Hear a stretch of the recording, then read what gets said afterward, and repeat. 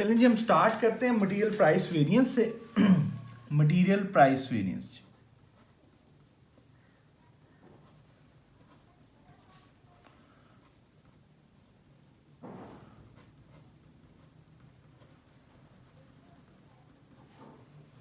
याद रहे, जो मटेरियल का टोटल वेरिएंस है, जो आपने पिछली वीडियो में भी मेरे साथ देखा है, जो टोटल वेरिएंस है मटेरियल का, टोटल मटेरियल वेरिएंस किसके इक्वल है? Price plus usage.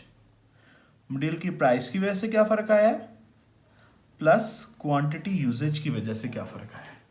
मैं अभी बात कर रहा हूं मटेरियल प्राइस वेरिएंस की। तो बेटे, जब भी मैं मटेरियल प्राइस वेरिएंस करता हूं ना, मैं सोचता हूं actual material purchased, actual material purchased, actual material purchased should cost, but did cost। यार, ये वो फंडामेंटल्स हैं जिन फंडामेंटल्स को देख के फार्मूला ड्रॉ किया गया है। तो हम ओरिजिनल चीज को समझ लेते हैं, इसको याद नहीं करना पड़ेगा। देखो यार, मैं बात कर रहा हूं प्राइस की वजह से। मैं कह रहा हूं यार, मैं जितना मर्जी मटेरियल खरीदूं, should cost me. Should cost का मतलब है क्या मैंने स्टैंडर्ड बनाया था, जब हमने बजट बनाया था, जब हमने फोरकास्ट किया था, तो क्या फोरकास्ट किया था? Actual material purchased should cost, कि भाई मैं जितना मर्जी मटेरियल खरीदूं, मुझे क्या कॉस्ट करना चाहिए? But did cost. This is my material price variance. कि भाई मैं सिर्फ देखना चाह रहा हूं प्राइस की वजह से क्या फर्क आया है, सिर्फ प्राइस की वजह से फर्क देखना है। प्राइस क्या है? वो भी सिर्फ रॉ मटेरियल की। सोचो ना कि जितना भी मटेरियल खरीदा है, एक्चुअल मटेरियल परचेज्ड, क्योंकि मैं क्वांटिटी नहीं सोच रहा, क्वांटिटी के लिए तो वेरिएंस ही लाता है। What ever material purchased should cost me but did cost me. This is the variance. Actual material purchased should cost, actual material purchased did cost.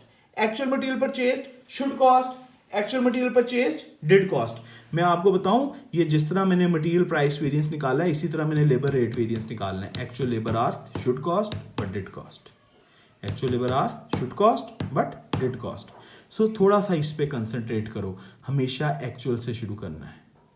Material की प्राइस का ताल्लुक मटेरियल की क्वांटिटी के साथ। एक्चुअल मटेरियल परचेज्ड, ठीक है जी, actual raw material purchased, actual quantity of material purchased, whatever quantity मैंने खरीदी है, मैं सिर्फ प्राइस की बात कर रहा हूं। शुड कॉस्ट, भाई तुमने स्टैंडर्ड बना के मुझे कह दिया था, लेट्स सपोज हमने स्टैंडर्ड बनाया, मैं यहां पे ज्यूम कर लेता हूं, 1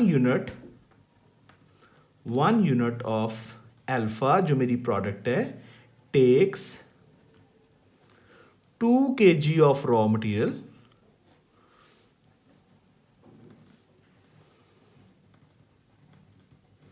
एंड 1 kg कितने का होएगा? $5 का। लो जी, ये सिचुएशन है। अब बताओ, ये जो वर्ड आ रहा है टेक्स, इसका मतलब क्या है? इसका मतलब यार फोरकास्ट है, हुआ नहीं है। 1 यूनिट ऑफ अल्फा, मैं कह रहा हूं 1 unit of alpha takes 2 kg of raw material and 1 kg कितना का $5 का। यार, इसको स्टैंडर्ड बोलते हैं। स्टैंडर्ड क्या होता है? Standard is forecast for 1 unit. 1 unit of alpha की स्टैंडर्ड, 1 अल्फा पे 2 किलो लगते हैं स्टैंडर्ड। 1 किलो $5 का है स्टैंडर्ड। अब ड्यूरिंग अप्रैल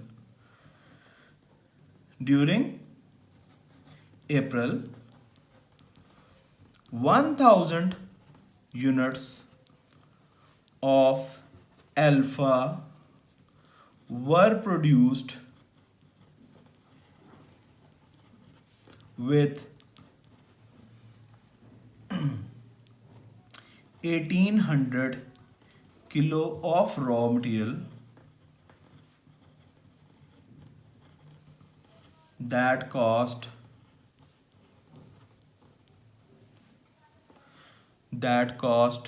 $9,900। लेंज भाई, ये देखें वर्ड क्या यूज हो रहा है? ड्यूरिंग। और यार एक ही क्वेश्चन से सारे हो जाएंगे, इसको गौर से समझो, टाइम नहीं ज़ाया हो रहा बेटे। ड्यूरिंग का मतलब क्या है? ड्यूरिंग अप्रैल एक्चुअल डाटा है, एक्चुअल डाटा है। एक्चुअल और स्टैंडर्ड डाटे को फ़र्क से पढ़ना पड़ता है जी, अकल से। During April 1000 units of alpha were produced with 1800 kilo of raw material that cost 9900. This is actual, actual और स्टैंडर्ड को कंपेयर करोगे वेरिएंस निकल आएगा। मैं निकालना चाहता हूँ प्राइस की वजह से क्या फ़र्क आया। मुझे भाई कोई फ़र्क नहीं पड़ा कितनी क्वांटिटी लगी है, मैं तो कह रहा हूँ यार 1800 किलो जो मैंने एक्चुअली मटेरियल खरीदा है। तुम मुझे सियाने बने थे, तुमने स्टैंडर्ड बनाया था, तुमने कहा था शुड कॉस्ट 5, मैं कह रहा हूँ 5 का मिलना चाहिए। मैं कह रहा हूँ यार मैंने जितना मर्जी मटेरियल खरीदा है शुड कॉस्ट मी 5 यार, यही तो डिसाइड हुआ था ना। तुमने कहा था 1 किलो 5 का मिलेगा, ठीक है, फिर मैंने 1800 किलो खरीदे हैं, मुझे 5 का मिलना चाहिए था। 1800 इंटू 5, 1800 इंटू 5 इज 9000। सो भाई 9000 का मिलना चाहिए था, लेकिन मुबारक हो 9900 का मिला है। मुझे 900 का नुकसान हो गया है, इसको मैं एडवर्स बोलता हूँ। यार मैं प्लस माइनस में नहीं चलता यार, मैं तो सादा सा नुकसान और फ़ायदा देख रहा हूँ। यस यार, दिस इज़ मेरा नुकसान। मैं एक्सपेक्ट कर रहा था 9000, लगी है 9900, दिस इज़ माई नुकसान, दिस इज़ एडवर्स वेरिएंस। अच्छा जी, तो फिर सर यूजेज में क्या करेंगे आप? यूजेज में तो बहुत ही सिंपल हो जाएगा। अब देखो यार, मैं मटेरियल प्राइस की बात कर रहा हूं, तो मैं क्या कह रहा था यार, जितना मर्जी मटेरियल खरीदा है, प्राइस की बात करो कितने का मिलना चाहिए था। जब मैं मटेरियल प्राइस की बात कर रहा हूं तो मैं कह रहा हूं यार व्हाट एवर मटेरियल मैंने खरीदा है should cost but did cost. जब मैं यूजेज की बात कर रहा हूं, मैं क्या कह रहा हूं? मैं कह रहा हूं यार जितनी मर्जी प्रोडक्शन करूं, actual production, whatever actual production should use but did use। actual production should use, और मैं कह रहा हूं यार यूजेज की बात करो। मैं कह रहा हूं मैं जितने मर्जी यूनिट्स बनाऊं, आई प्रोड्यूस 1000।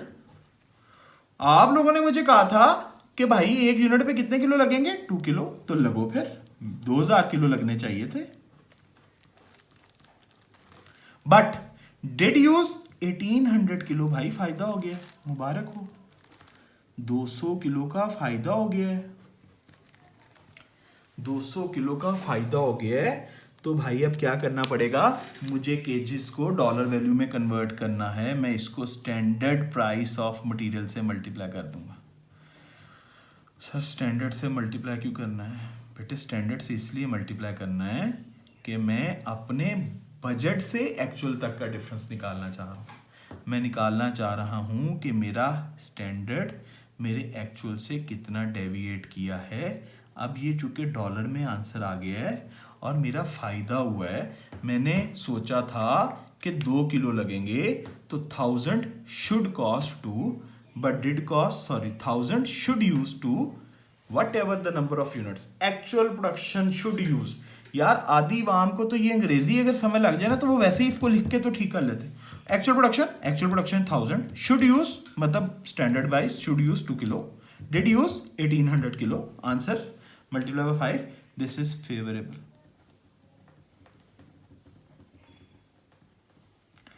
ठीक है जी, दिस इज फेवरेबल। और अगर आपने टोटल मटेरियल निकालना है, टोटल भी हम डायरेक्ट निकाल सकते हैं जी काम करके, लेकिन अभी के लिए मैं इसको चूंकि थोड़ा सा सिंपल करना चाहता हूं। Total material variance, price variance is 900 adverse plus favourable variance, this is 1000 favourable. तो बेटे मेरे पास ये नेगेटिव है, ये पॉजिटिव है, मेरे पास 100 का फेवरेबल जो है वो टोटल मटेरियल वेरिएंस आ जाएगा जी।